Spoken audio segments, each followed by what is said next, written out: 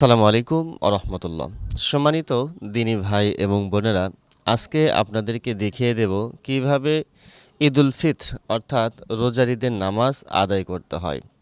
যেহেতু বছরে দুইটি ঈদ হয়, এজন্য অনেক সময় দেখা যায় আমরা ঈদের নামাজে যেই অতিরিক্ত তাকবীরগুলো দিতে হয়, এই তাকবীরগুলো আমরা ভুল করে ফেলি, যার কারণে আমাদের নামাজটাও কিন্তু হয় না। এদিক সেদিক তাকিয়ে থেকে আমরা দেখি যে কে কীভাবে তাকবীর দিচ্ছে, তাকবীর দিয়ে হাত বাঁধতেছে কি না, এদিকে কিন্তু আমরা মনোযোগ দিয়ে থাকি, যার কারণে আমাদের নামাজটা কিন্তু নষ্ট হয়ে যায়।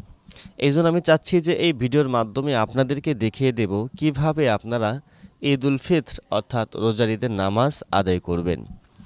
একটি বিষয় আমরা জেনে নেব যে রোজার ঈদের নামাজটা যারা ঈদগাহের মাঠে পড়বেন, উত্তম হচ্ছে ঈদগাহের মাঠে পড়ার সুন্নাহ। এখন মা বোনেরা যদি চান যে ঈদগাহের মাঠে আপনারা নামাজ পড়তে পারবেন কি না, মাসআলা হলো যদি ঈদগাহের মাঠে পর্দার ব্যবস্থা থাকে অথবা ফিতনার কোনো রকমের আশঙ্কা থাকবে না, সেক্ষেত্রে আপনারা পর্দার সহিত পর্দা মেনটেন করে ঈদগাহের মাঠে গিয়ে জামাতের সাথে নামাজ আদায় করতে পারবেন। আর যদি এমনটি দেখা যায় যে পর্দার সমস্যা হবে অথবা আপনার ফিতনার আশঙ্কা থাকবে, সেক্ষেত্রে ঈদগাহের মাঠে মহিলাদের যাওয়া কোনোভাবেই বৈধতা হবে না। তো দর্শক মণ্ডলী, যদি আপনারা যে কোনো কারণে, যে কোনো সময়, যে কোনো সমস্যার কারণে যদি আপনারা ঈদগাহের মাঠে নামাজ পড়তে না পারেন, সেক্ষেত্রে আপনারা কিভাবে পড়বেন এই ভিডিও দেখলেই আপনারা বুঝতে পারবেন। তো তাহলে চলুন আর কথা না বাড়িয়ে আমরা সরাসরি ঈদের নামাজটা প্র্যাকটিক্যালভাবে আমরা দেখিয়ে দেই। প্রথমে বাড়ি থেকে উত্তমরূপে অজু করে আপনারা তাকবীর বলতে বলতে ঈদগাহের মাঠে যাবেন। এইভাবে তাকবীরটি আপনারা বলবেন, আল্লাহু আকবার, আল্লাহু আকবার, লা ইলাহা ইল্লাল্লাহু, আল্লাহু আকবার, আল্লাহু আকবার, ওয়ালিল্লাহিল হামদ। এই তাকবীর পাঠ করে আপনারা ঈদগাহের মাঠে আসবেন।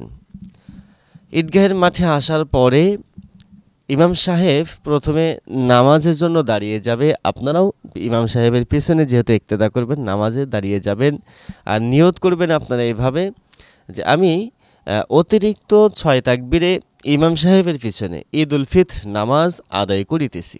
এতটুকু যদি আপনি বলেন, আপনার নিয়তটা হয়ে যাবে।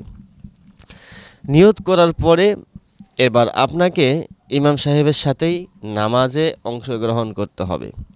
ইমাম সাহেব নিয়ত করলো, আপনারাও নিয়ত করলেন, এবার ইমাম সাহেব তাকবীর বলবে এইভাবে, আল্লাহু আকবার। প্রথম তাকবীর দিয়ে কিন্তু হাত বাঁধবে। আপনারাও ইমাম সাহেবের সাথে মনে মনে তাকবীর বলে হাত বাঁধবেন। খেয়াল করে শুনবেন, আমরা কিন্তু তাকবীরই ভুল করে থাকি। তাহলে প্রথম তাকবীর দিয়ে ইমাম সাহেব হাত বাঁধবে, মুসল্লিরাও হাত বাঁধবে। হাত বাঁধার পরে সানা পড়বেন, সুবহানাকাল্লাহুম্মা ওয়া বিহামদিকা ওয়া তাবারাকা ইসমুকা ওয়া তাআলা জাদ্দুকা ওয়া লা ইলাহা গায়রুক। সানা পড়ার পরে এবার অতিরিক্ত 3টি তাকবীর দিতে হবে আমাকে। তো ইমাম সাহেব তাকবীর দিবেন, আপনারাও তাকবীর দিয়ে দিবেন ইমাম সাহেবের সাথে এইভাবে, আল্লাহু আকবার। এই প্রথম তাকবীরে হাত ছেড়ে দিবেন। তাহলে এটা দ্বিতীয় নাম্বার তাকবীর কিন্তু, অর্থাৎ প্রথম তাকবীর দিয়ে আপনারা হাত বেঁধেছেন, এখন এই দ্বিতীয় তাকবীরে হাত ছেড়ে দিবেন।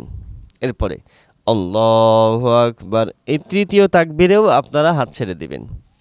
এরপরে চতুর্থ তাকবীর, আল্লাহু আকবার, এই চতুর্থ তাকবীর বলে আপনারা হাত বেঁধে নেবেন। তাহলে এখানে মোট তাকবীর হলো 4টি।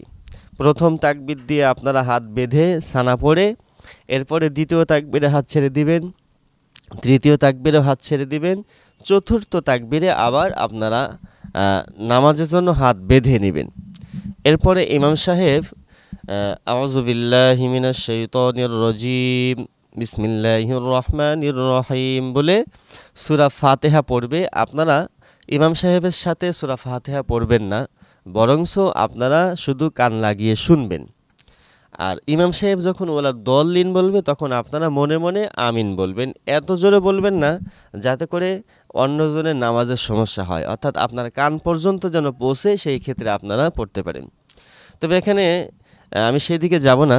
ইমাম শাফি রহমতুল্লাহি আলাইকে যারা অনুসরণ করেন তারা আমিনটা জোরে বলেন। এখন যেহেতু প্রায় জায়গাতেই আমরা সবাই আস্তে আমিন বলি, এই জন্য এখানে জোরেটা না বলাই উত্তম। তো যাই হোক, সেটা ভিন্ন মাসালা, সেটা এখানে আমি নিয়ে আসবো না। তো আপনারা ওলা দলিনের পরে আমিন বলবেন।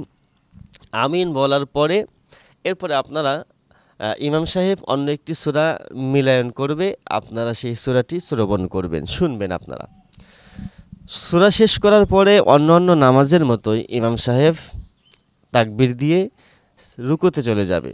রুকুতে গিয়ে সুবহান রব্বিয়াল আযীম রুকুত তাসবিহ পাঠ করবে। আপনারাও পাঠ করবেন 3 বার, 5 বার অথবা 7 বার। এরপরে সামি আল্লাহু লিমান হামিদা বলে দাঁড়িয়ে যাবে। আপনারাও সামি আল্লাহু লিমান হামিদা বলে দাঁড়িয়ে রব্বানা লাকাল হামদ পাঠ করে নেবেন। এরপরে আবার ইমাম সাহেব আল্লাহু আকবার তাকবীর দিয়ে সেজদাতে চলে যাবে। সেজদায় গিয়ে সেজদা তাসবিহ আপনারা পাঠ করবেন সুবহান রব্বিয়াল আলা 3 বার, 5 বার, 7 বার যতটুকু পারেন। সেজদা প্রথম সেজদা দিয়ে উঠে বসে সেখানে একটি দোয়া আছে, যদি আপনারা পারেন পড়ে নেবেন এইভাবে: আল্লাহুম্মা গফিরলি ওয়ারহামনি ওয়ারযুকনি ওয়াহদিনি ওয়াফিনি। এরপরে আবার তাকবীর দিয়ে সেজদাতে চলে যাবে। এভাবে 2টি সেজদা শেষ। এবার প্রথম রাকাত নামাজ শেষ হয়ে গেল। ইমাম সাহেব দাঁড়িয়ে যাবে তাকবীর বলে, আপনারাও মনে মনে তাকবীর বলে দাঁড়িয়ে যাবেন। ইমাম সাহেব আবার দ্বিতীয় রাকাতে প্রস্তুতি। প্রথমে সূরা ফাতিহা পাঠ করবে, আপনারা শ্রবণ করবেন। ফাতিহার সাথে অন্য একটি সূরা মিলায়ন করবে, আপনারাও অন্য একটি সূরা শ্রবণ করবেন, শুনবেন। এই রুকুতে যাওয়ার পূর্বে, অর্থাৎ দ্বিতীয় রাকাতে রুকুতে যাওয়ার পূর্বে আবার অতিরিক্ত 3টি তাকবীর দিতে হবে। এইভাবে যখন ইমাম সাহেব সূরা ফাতিহা শেষ করে অন্য একটি সূরা মিলায়ন করার পরে আল্লাহু আকবার প্রথম তাকবীর দিয়ে হাত ছেড়ে দিবে। আপনারাও প্রথম তাকবীর দিয়ে হাত ছেড়ে দিবেন। আল্লাহু আকবার দ্বিতীয় তাকবীর দিয়েও হাত ছেড়ে দিবেন। আল্লাহু আকবার তৃতীয় তাকবীর দিয়েও আপনারা হাত ছেড়ে দিবেন। এই প্রথম 3টি তাকবীর দিয়ে হাত ছেড়ে দিবেন।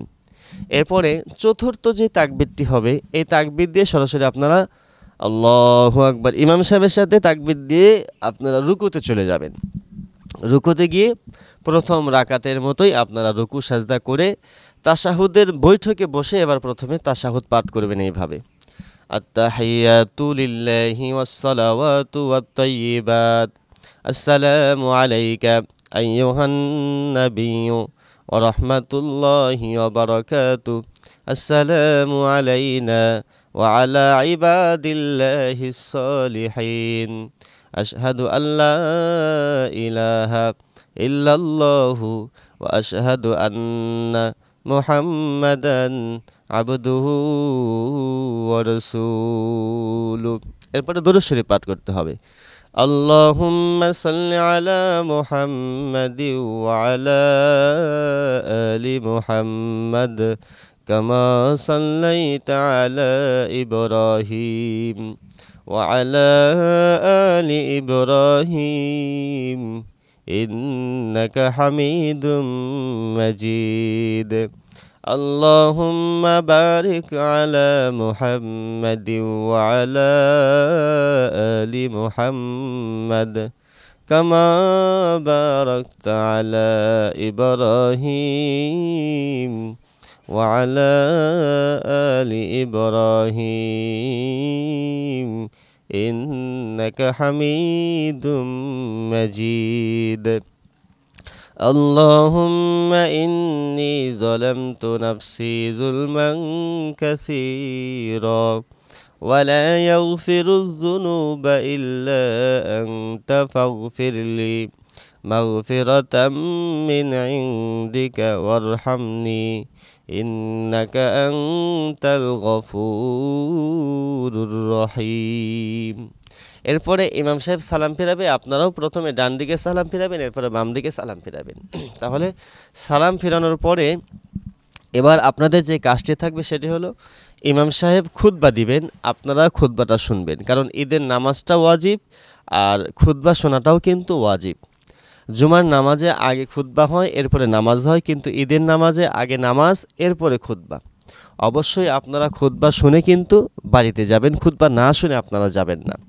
যদি চান আপনারা ইমাম সাহেবের সাথে দোয়ায় শামিল হতে পারেন, কারণ সেখানে যেহেতু অনেক মানুষের সমাবেত হয়, যদি সেখানে আপনারা দোয়ায় শরিক হন তাহলে যদি আল্লাহ তাআলা একজনের দোয়া কবুল করেন তার উসিলায় আল্লাহ তাআলা সকলের দোয়া কবুল করবেন। এই জন্য যদি পারেন আপনারা ঈদগাহের মাঠে সমবেতভাবে আপনারা দোয়া করে আল্লাহর কাছে আপনারা চাইতে পারেন। তো দর্শক মণ্ডলী, এই ছিল ঈদ উল ফিতর অতিরিক্ত 6 তাকবীরের নামাজের নিয়ম। আশা করি আপনারা বুঝতে পেরেছেন। সকলে ভালো থাকবেন। আসসালামু আলাইকুম ওয়া রাহমাতুল্লাহি ওয়া বারাকাতুহু।